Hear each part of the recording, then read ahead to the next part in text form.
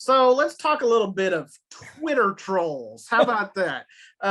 We've all experienced this as longtime Twitter users. Do you feel like these Twitter trolls are out of control? Johnny, you experienced the wrath of some Kentucky fans, didn't you? Oh, it wasn't just some, it was hundreds. It was the week before Christmas. Kentucky had beaten North Carolina by 29 points. I thought I'd put down on my poll, Kentucky 19 and North Carolina 22. I had them flipped. So that's what came out. And boy, the next day they came after me, droves and droves and droves.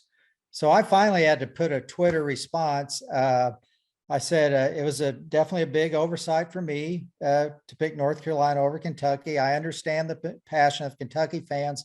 Please don't hate me as much as Leitner. I said, Merry Christmas, y'all. I think that appeased them some. Chad, what about you? Have you experienced? I think there's two things Kentucky does well: college basketball and meth. And the Kentucky Twitter fan might be like just the perfect intersection of those two things.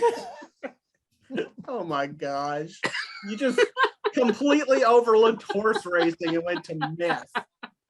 We've now reached the off the rails portion of the podcast. Chad, they're coming after you. No, I actually got quite a bit of love last week from the Kansas State Nation, because I voted them number 16, and they had a great resume. I mean, they'd beaten Oregon and Baylor in back-to-back games. Their two losses of the season had been against like South Carolina and NC State, although they were lopsided losses in those two games. But I mean, that's all they'd lost, and they continue. I mean, they lost at Texas Tech, which Texas Tech women's team has been weird. They beat Texas and Austin, they beat Kansas State, and yet they lost to an Oklahoma State team that's under 500. So, but yeah, so I voted Kansas State number 16, and they weren't getting like much love anywhere else. And I think they snuck into the poll at like 25 that week. And the Kansas State folks were like, "Oh, well, this guy really knows what he's doing. It's nice to see somebody do their research." Blah blah blah. I couldn't tell if they were serious or not, but that's what they were saying. I don't think they were serious. I think they were like kind of thought it was funny that I voted them that high. Yeah. So I go ahead, John. Yeah, I've done these polls on and off for 30 years. And I think when they started publishing individual votes, I think it was first meant to kind of just show how voters are, voting regionally and that kind of stuff. But when Twitter came along, it became a way for fans, overzealous fans, to attack voters. And, they've gone after the Kansas City Star beat writer Jesse Newell this week. The Auburn fans went after him because he voted him 9th instead of top 5. And that's the reason they weren't number 1 over Gonzaga. But to me, it's each person's vote. Vote your conscience. I mean, that's what I say. The other thing, Twitter trolls are hardly limited to top 25 basketball polls. I mean, we see sort of viciousness on social media.